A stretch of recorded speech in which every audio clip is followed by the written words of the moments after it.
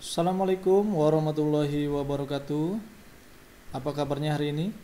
Mudah-mudahan Anda dalam kondisi yang sehat, semangat, ya kan? Dan mudah-mudahan juga Anda hari ini dalam kondisi yang bahagia.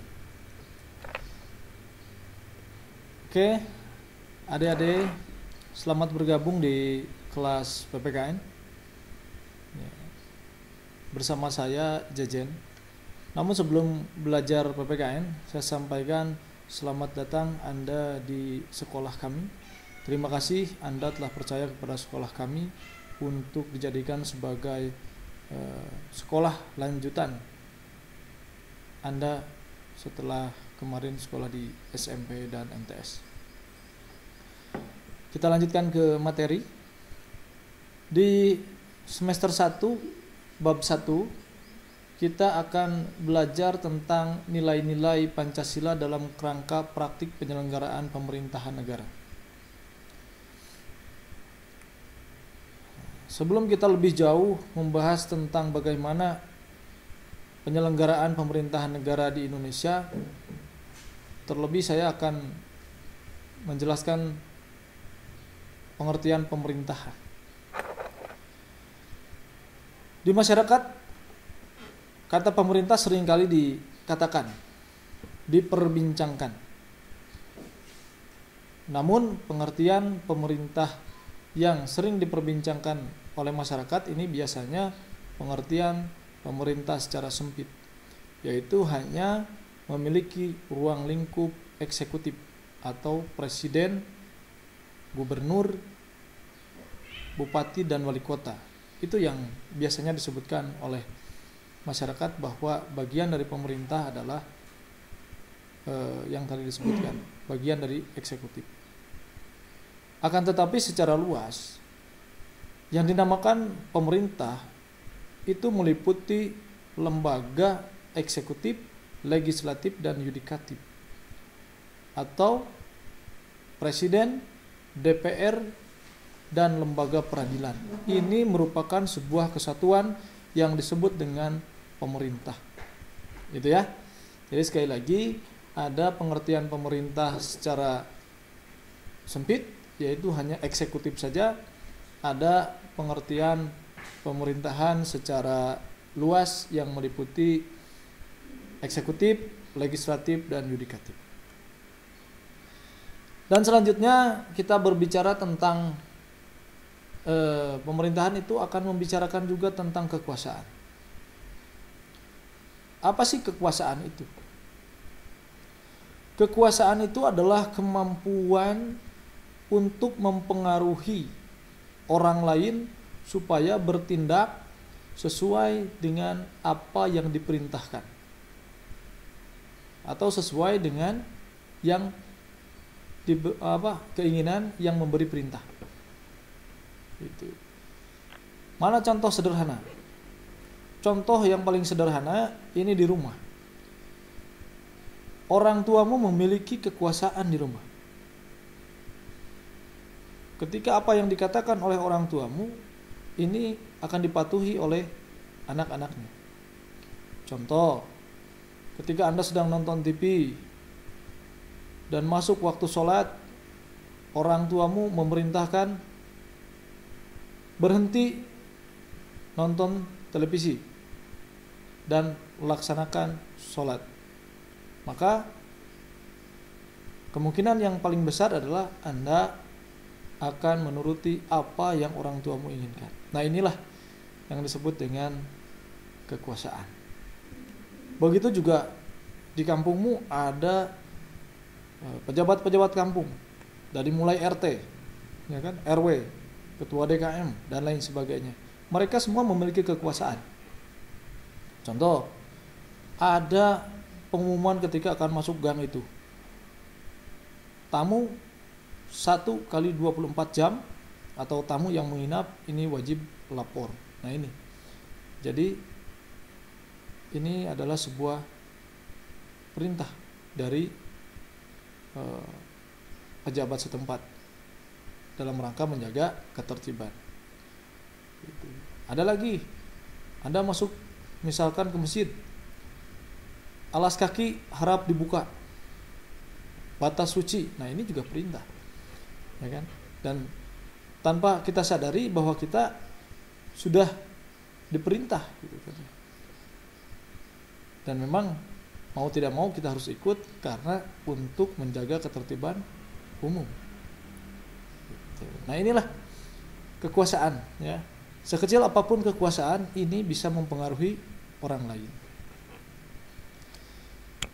Nah, berbicara dengan kekuasaan negara, di Indonesia ini ada sistem pembagian kekuasaan. Sistem pembagian kekuasaan ini dibagi ke dalam dua bagian.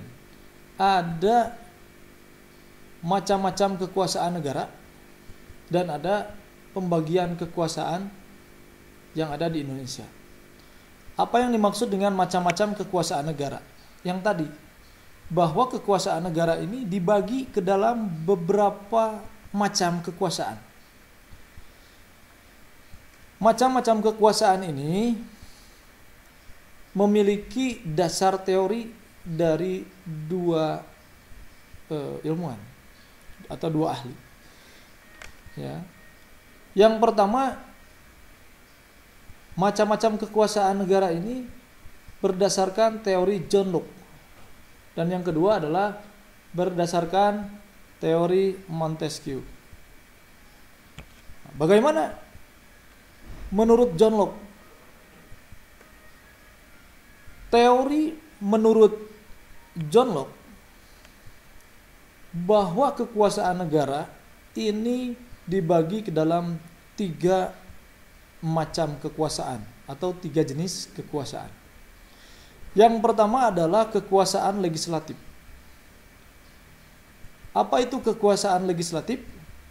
Kekuasaan legislatif adalah kekuasaan untuk membentuk atau membuat undang-undang. Apapun undang-undangnya yang dibuat itu dari hasil kerja badan legislatif atau kekuasaan legislatif selaku badan legislasi. Yang kedua adalah kekuasaan eksekutif. Kekuasaan eksekutif adalah kekuasaan untuk menjalankan undang-undang dan menghakimi pihak-pihak yang melanggar undang-undang. Ini menurut teori John Locke. Ya. Jadi eksekutif ini selain menjalankan undang-undang juga memberikan hukuman bagi mereka yang melanggar undang-undang. Yang ketiga adalah kekuasaan federatif, yaitu kekuasaan untuk melakukan hubungan luar negeri. Jadi, saya ulang lagi, kekuasaan menurut John Locke ini ada 3 macam atau 3 bagian. Yang pertama adalah kekuasaan legislatif, eksekutif, dan federatif. Teori yang kedua adalah pembagian kekuasaan menurut Montesquieu. Sama, ini juga dibagi ke dalam 3 macam kekuasaan. Yang pertama adalah kekuasaan eksekutif. Kekuasaan eksekutif pada teori Montesquieu ini bertugas hanya menjalankan undang-undang. Ya kan? Menjalankan undang-undang. Dan melakukan hubungan luar negeri. Jadi melakukan hubungan luar negeri ini adalah bagian daripada menjalankan undang-undang. Nanti dilaksanakan bisa oleh kepala pemerintahannya atau kepala eksekutifnya, bisa juga dibantu oleh para menterinya melalui Kementerian Luar Negeri. Yang kedua adalah kekuasaan legislasi. Nah, ini sama dengan teori John Locke, bahwa kekuasaan legislasi atau legislatif ini kekuasaan untuk membentuk atau membuat undang-undang. Yang ketiga, ini yang berbeda, ya kan? Ini adalah kekuasaan kehakiman atau yudikatif, yang mana tugasnya adalah mengadili atau menjaga jalannya atau mengawasi jalannya pelaksanaan undang-undang supaya tidak terjadi pelanggaran terhadap undang-undang. Kekuasaan kehakiman ini atau kekuasaan yudikatif ini pada teori John Locke ini dilaksanakan oleh eksekutif. Akan tetapi pada teori Montesquieu, kekuasaan kehakiman atau yudikatif ini berdiri sendiri. Ya kan? Nah, berdiri sendiri. Jadi antara badan eksekutif dengan badan legislatif dan yudikatif ini memiliki kedudukan yang sama. Begitu ya. Nah, ini teorinya. Jadi untuk teori Montesquieu ada eksekutif, legislatif, dan yudikatif. Yang membedakannya adalah federatif dan yudikatif antara teori John Locke dan teori Montesquieu. Pada teori John Locke, kekuasaan federatif ini ada lembaga khusus, sementara di Montesquieu ini merupakan bagian daripada eksekutif. Dan sebaliknya, di teori Montesquieu bahwa kekuasaan kehakiman ini merupakan lembaga tersendiri, sementara federatif ini merupakan bagian daripada eksekutif. Nah ini supaya mudah. Dan kemudian ada pembagian kekuasaan. Pembagian kekuasaan. Tapi sebelum saya ke pembagian kekuasaan, tadi ada macam-macam kekuasaan negara ini menurut teori Montesquieu dan teori John Locke. Kira-kira Indonesia ini masuk ke teori yang mana? Apakah Indonesia ini masuk ke teori John Locke atau ke teori Montesquieu? Nah, tentunya apabila kita lihat materinya atau teorinya, kita lebih cocok masuk ke teori Montesquieu, di mana kita terdapat eksekutif, di sana ada presiden dibantu para menteri, kemudian ada gubernur, wali kota, bupati, kemudian juga kita ada badan legislatif, ada MPR, DPR, kemudian juga kita ada lembaga kehakiman, ada Mahkamah Agung dan Mahkamah Konstitusi. Jadi jika ditanyakan sebetulnya teori mana yang dipakai untuk sistem ketatanegaraan Indonesia terkait dengan pembagian kekuasaan, ini adalah teori Montesquieu. Ini lebih cocok jika dibandingkan dengan kondisi di Indonesia saat ini, meskipun dengan warna dan macam yang berbeda-beda, disesuaikan dengan kebutuhan bangsa dan negara Indonesia itu sendiri.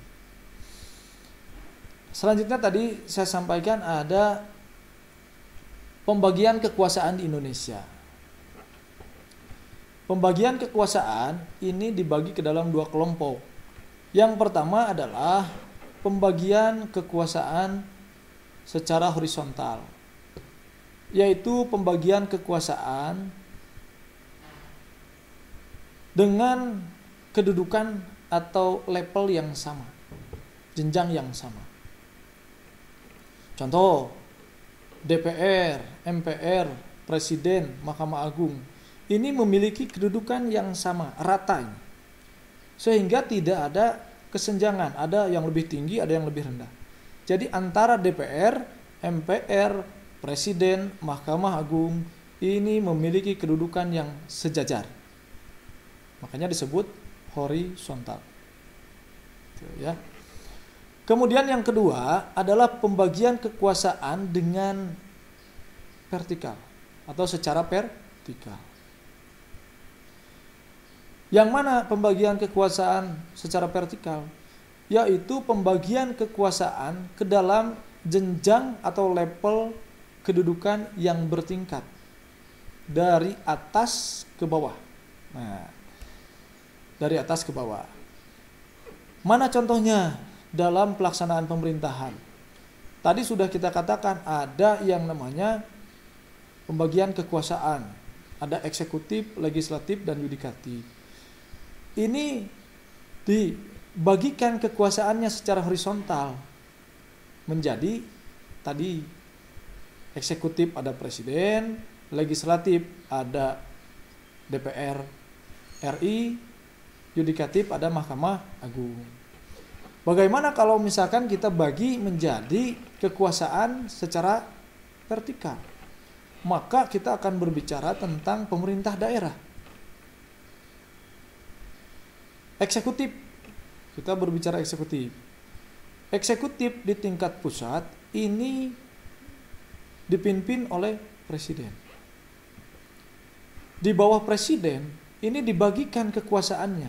Indonesia ini dibagikan ke bentuk daerah-daerah yang dikepalai oleh yang pertama daerah yang lebih besar, lebih kecil dibandingkan pemerintah pusat itu ada provinsi dipimpin oleh gubernur.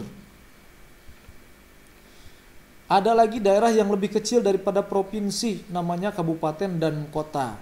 Ini dipimpin oleh bupati atau wali kota. Nah, ini jadi ada pembagian secara bertingkat. Ya kan? Ada hierarki tingkatan. Gitu. Kalau dari bawah ada kabupaten dipimpin oleh bupati dan wali kota. Ke atasnya ada provinsi yang dipimpin oleh gubernur. Ke atasnya lagi pemerintah pusat yang dipimpin oleh presiden. Bagaimana dengan kekuasaan yang lain? Sama. Kekuasaan yang lain pun ini dibagikan secara bertingkat. Nah, contoh yang kedua ini adalah lembaga legislatif. Di pusat ada yang namanya DPR RI. Di tingkat provinsi ada yang namanya DPRD provinsi. Di tingkat kabupaten dan kota ada yang namanya DPRD kabupaten atau kota. Ini. Jadi ada Dewan Perwakilan Rakyat di tingkat kabupaten. Ini satu jenjangnya dengan bupati horizontalnya. Ya kan? Ada lagi DPRD provinsi yang satu jenjangnya itu kalau di eksekutif dengan gubernur.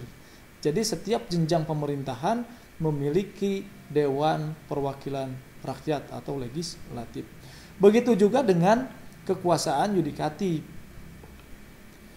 Jika di pusat ada Mahkamah Agung, maka di tingkat provinsi ada yang namanya Pengadilan Tinggi. Dan di kabupaten ada yang namanya Pengadilan Negeri. Jadi kalau adik-adik bermasalah di tingkat kabupaten itu masuknya ke Pengadilan Negeri. Nah, tidak puas nanti akan diajukan kembali banding ke tingkat provinsi di Pengadilan Tinggi. Tidak puas nanti akan naik kasasi di Mahkamah Agung. Nah, jadi itulah pembagian kekuasaan baik secara horizontal maupun vertikal. Nah, demikian mungkin yang bisa saya sampaikan. Mudah-mudahan Anda tidak puas dengan apa yang saya sampaikan sehingga Anda menggali terus kemampuan Anda, menggali terus materi-materi dari sumber yang lain, mungkin dari buku, bisa juga dari media-media elektronik, media massa dan lain sebagainya. Jika Anda masih kurang paham, bisa Anda tanyakan baik di kolom komentar maupun di Google Classroom. Demikian, terima kasih. Assalamualaikum warahmatullahi wabarakatuh.